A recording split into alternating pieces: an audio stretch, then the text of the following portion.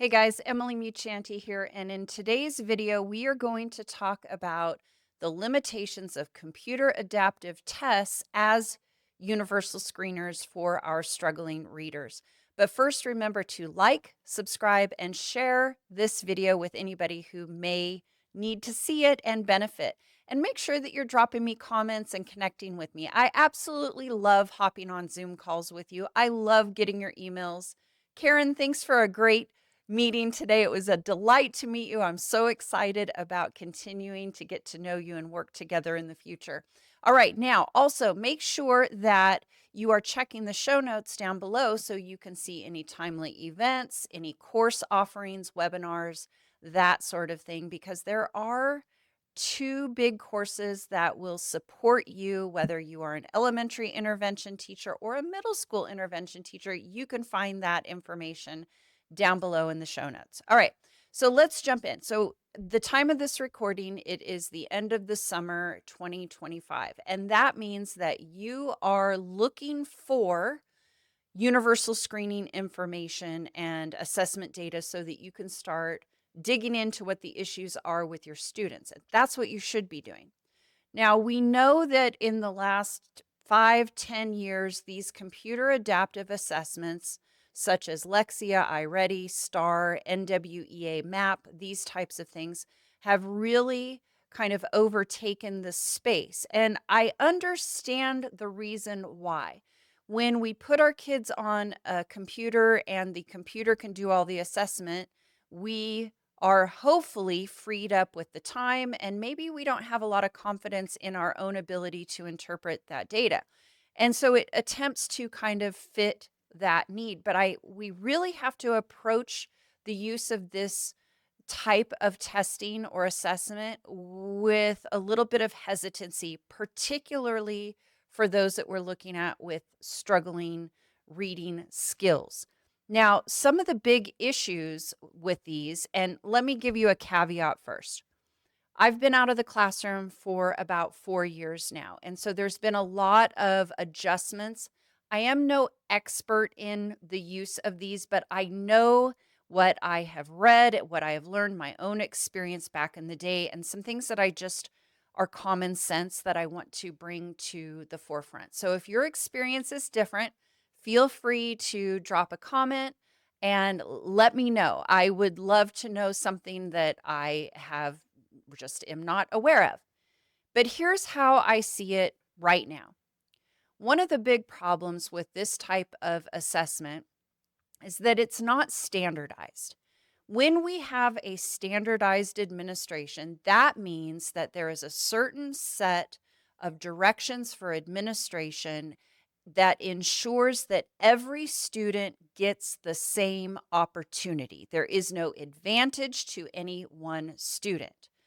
It's not standardized. Everybody's actually taking different questions. That means that the type of data that we're getting is typically normed referenced data. Now, normed reference means that we are comparing our kids to other kids. It's not necessarily a criterion reference that says, here's where they should be. And did they make that criteria or did they not? No, it's more of here's where they are in relation to all of the other students. Now, whatever your norming population is, whether it's the United States or it's your state or your school district, it all really depends. The other thing about this is the questions adjust based on the student's response. So if the student takes a question, they get it wrong, and maybe they do one or two, I'm not really sure, but then it kind of drops the type of question into another category or another level until they can see where that student lies. Now, here's one of the challenges with this. When we have struggling students that are challenged with reading in general, we are not necessarily sure, did they get that question wrong because they didn't understand the question, or because they ran out of stamina and so they guessed. There's a lot of variables here because there is not a teacher in front of these kids. that means that the results that we get for those students in particular are going to be somewhat inaccurate, possibly. Now, I think for the students that are on track, they're kind of hitting that proficient level or above, you're probably going to get some decent information. But is it going to give us the information we need for intervention? And just because it's something that we are able to kind of be hands off with, and the district or our school can say, here's where we scored on all of this, is it the best use of our budgetary dollars? It's also very expensive. These are very, very pricey assessments. So we have to know what to do. And if you stick around to the end, I'm going to give you a workaround for some of you that are, if I'm speaking your language here. All right, I've got my notes because I don't want to forget anything. So these assessments are really intended to do broad-based benchmarking, right? And so when you're coming in, you don't know your students very well. You have a large population of kids that you have to test. You can start here. But again, the kids that we really have to dig into, we may not be getting the information that we need in order to drive our instruction.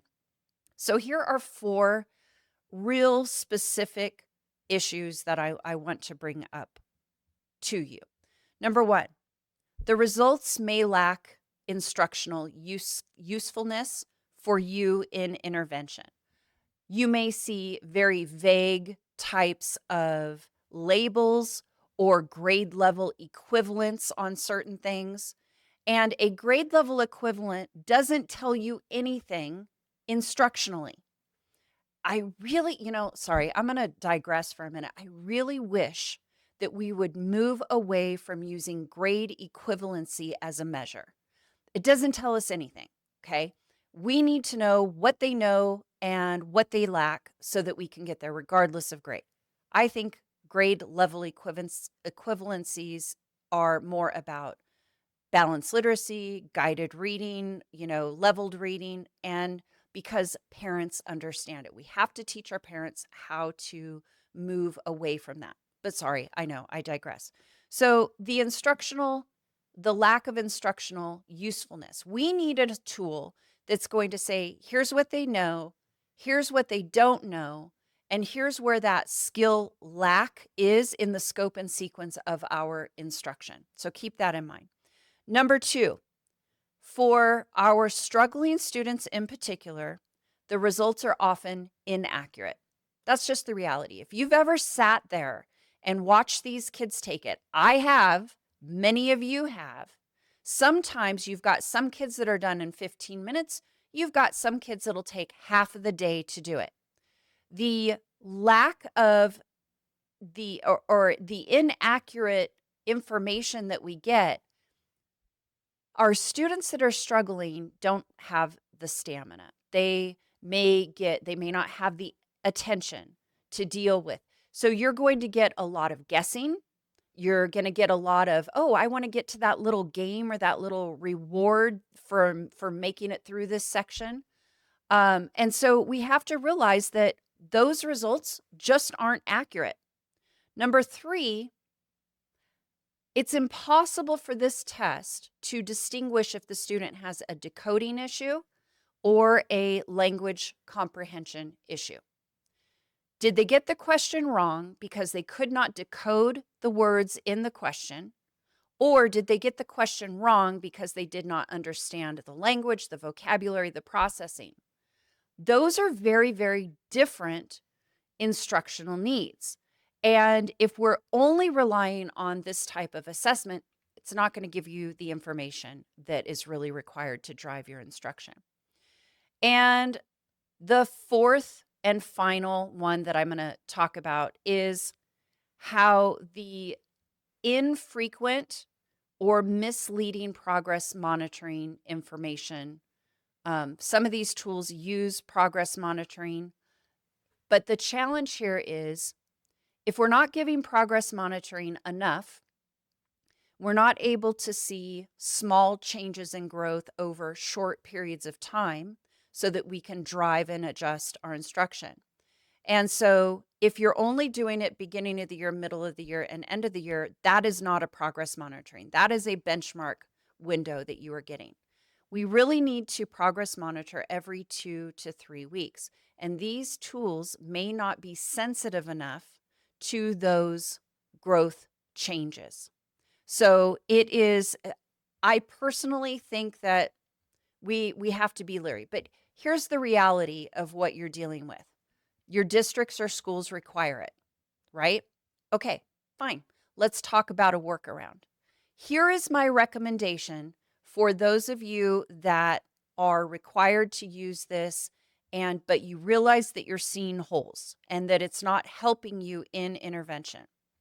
My recommendation is that every student who scores below proficient, usually a well below or a below, so it would be your red and yellow students, I would recommend that you give a criterion referenced universal screener like Acadience. Okay, you guys know Acadience is my favorite because now you have taken the big pool of students that were meant to test and you can narrow down because the kids that are doing well on the computer adaptive are probably okay.